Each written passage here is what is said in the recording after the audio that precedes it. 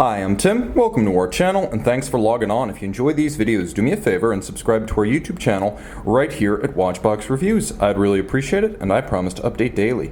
If you love this watch, well, this one isn't on our website. In fact, this is a different watch in almost every regard from what I normally review. It's not expensive, it's not pre-owned, it's not Swiss, heck, it's not even Japanese or German. This watch is Chinese, and so we have a first on the show.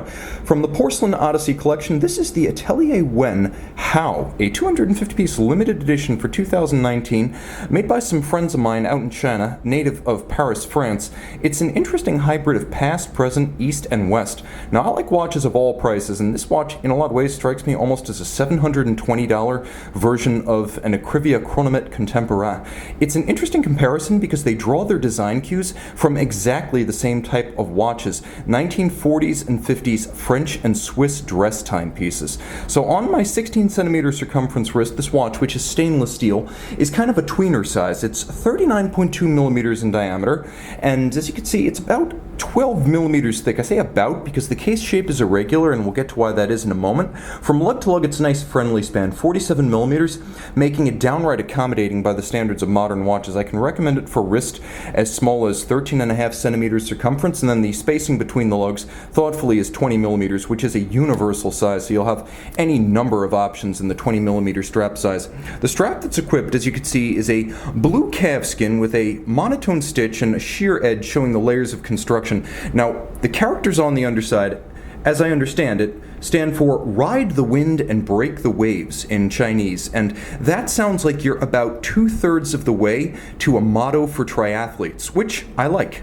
As a bike rider, I can relate. You'll also appreciate that there is a pull tab system for the spring bars, so as with Patek Philippe, you can quickly remove the strap using only your fingernail. You can see this is number 227 of the series of 250. The watch is available directly from Atelier Wen, so Google them, they'll be the first thing that pops up. The caseback is interesting. As you can see, this is the reason why I say the watch is roughly 12 millimeters thick, because depending on what part of this caseback you actually measure, you're going to get a different thickness.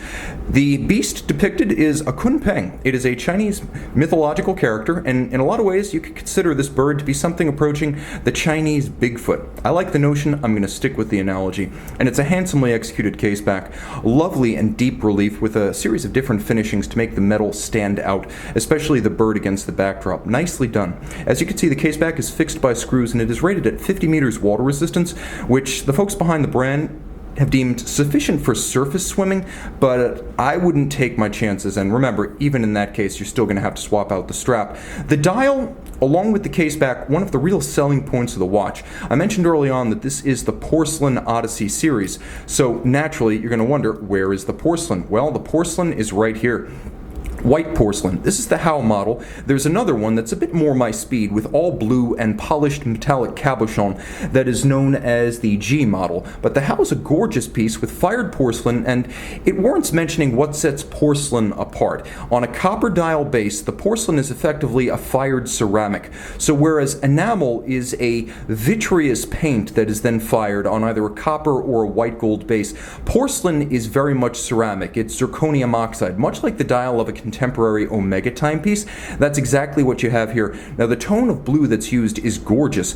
I would describe it as ultramarine before it darkens with age. That, or perhaps cobalt, a very light cobalt. It's a lovely motif, and again, drawn from mid-century French and Swiss watches.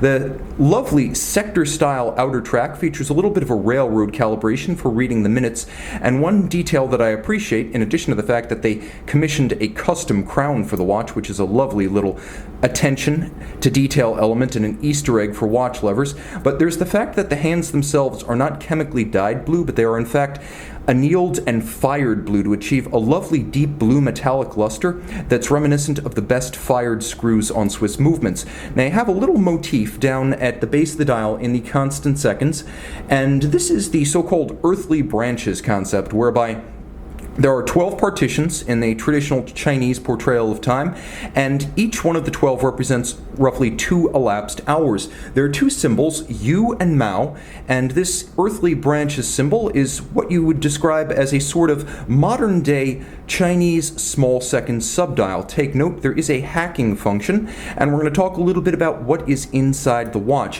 What's inside the watch is refreshingly described as exactly what it is, a Chinese-made legal version of an ETA 28242. So this is going by the name Peacock or Dandong, but it's known as the SL3006, which is specifically a small second version of an ETA 2824. Now the nice thing here is that you have a little bit more power reserve than a 2824, 41 hours rather than 38, but it beats away at the same 28,800 vibrations per hour, and it actually features 32 joules rather than the 2824's 25, so it's not a bolt for bolt, joule for joule copy, but it is very similar in terms of architecture. If you saw the two alongside, you'd recognize the design lineage. Now I'm also going to mention that the timepiece is a lovely and wearable part of a little chic set that comes. It's not merely the watch, it's everything that comes with it. There's a lovely little sleeve constructed of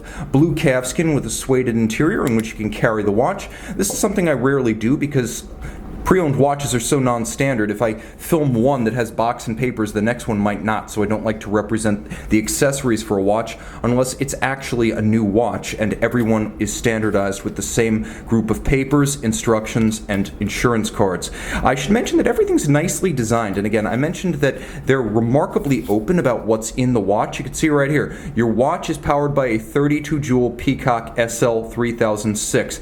They're very proud of the fact that the watch is made in China and designed in China with all of the sub-assemblies and components made in China. So I'd say this is probably the vanguard of a new proudly made in China movement. In the past, this was almost a sort of excuse for affordable pricing. I think in the future we'll kind of regard it as we do made in Japan. New horizons open up, and as you can see, everything from the box to the watch to the equipment, proudly Chinese. A lovely and unusual experience, and again, for a few $100. I mentioned that this watch is reminiscent of the Acrivia Chronomet Contemporain. I would actually say that there's room in the same collection for both watches, and I think that's the mark of a true watch enthusiast, loving all watches from all origins at all prices. That certainly describes me, and I hope it describes you too. I wish the best to Atelier Wen and the two folks from France at the head, along with all their Chinese craftsmen. I look forward to seeing where they're going, and remember, because this is a limited series, you're going to have to get them while they last. Check out Atelier Wen, Google them, they'll be the first thing that pops up.